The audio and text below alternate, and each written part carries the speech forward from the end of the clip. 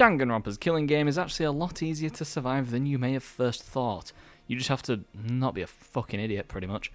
The Danganronpa games roughly take place over a period of about 3 to 4 weeks, give or take, and you will be miserable following these steps during these 3 to 4 weeks, but the difference is, you'll be alive at the end of it, most likely. But if you don't follow these steps and you ignore them, you will die.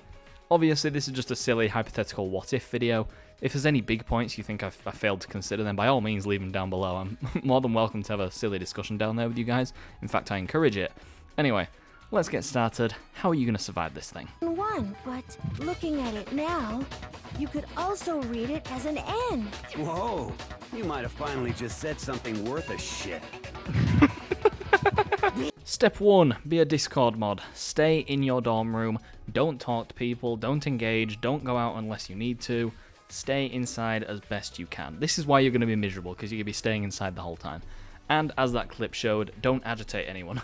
Don't give anyone a reason to want to kill you, because in a stressful situation like this, where everyone's kind of, on edge and losing their minds, one slight slip up like that may make someone choose to sacrifice you, and you don't really want that, do you? So yeah, don't agitate anyone, don't give a killer any reason to want to target you, and if it reaches a point where you're so quiet that people are wondering if you know more than you let on, then insist you don't and talk a little bit more, but still not enough to the point where you're starting to develop any kind of a relationship, because if you develop a friendship, that friend may turn on you, and we don't want that because you will fucking die. Ugh! If you cross your eyes like this, it gives you double vision. Don't get distracted. Our lives are at stake, you know? Huh? Whose life is at stake? Seriously. Step 2, and this kind of links back to what I said at the start of the video, don't be a fucking idiot, and what I mean by that is always be aware of your surroundings. Be aware of everything going on around you. Be on high alert constantly, like you're in the most complex car in the most complex city in the entire world. Don't let your brain shut down for a single fucking second, okay? Be aware of everything going on around you. Get involved in the trials, not too heavily, but make points that go towards the killer. Be useful and investigate properly so that you can use that information in the class trial. Think of yourself as a protagonist in that sense. Because if you don't get involved, sure, the case is probably going to get solved anyway, but you never know. You may just have that one vital clue that makes the killer slip up and admit that they committed the 17th double murder of the franchise.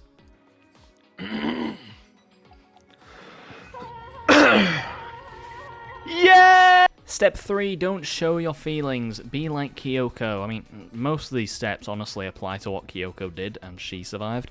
This isn't me saying become Kyoko or anything, but don't show your feelings. Don't give any potential... It's the same thing about not feeding a killer. Don't give a potential killer a clue into how you're feeling about the situation. Be as monotonous as you can while still maintaining something of a personality, but if you're sad, nervous, scared, try your best to control it so that you cannot let anyone else get the upper hand on you or potentially use that to their advantage to manipulate you.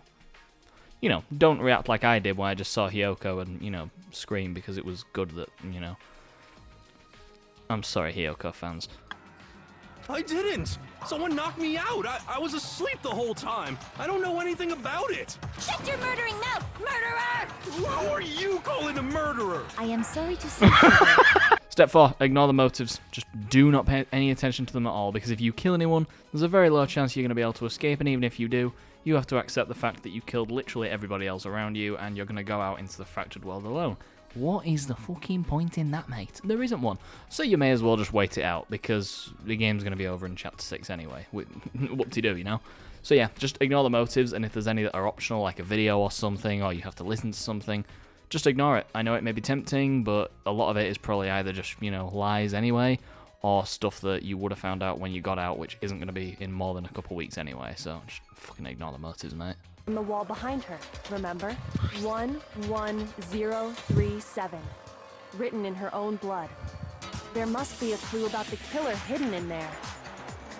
Gee, do I wonder. Okay, final step, and this one may be a little bit out of touch of me, but just kind of read up on psychology a little bit. Obviously that's incredibly broad, but try and focus specifically on how people would react in a situation like this. If that's even a thing you can really find. Obviously, all the schools in Danganronpa have a library. Try and find something like that. I'm not an expert on the topic, so I can't exactly advise you what you would look for.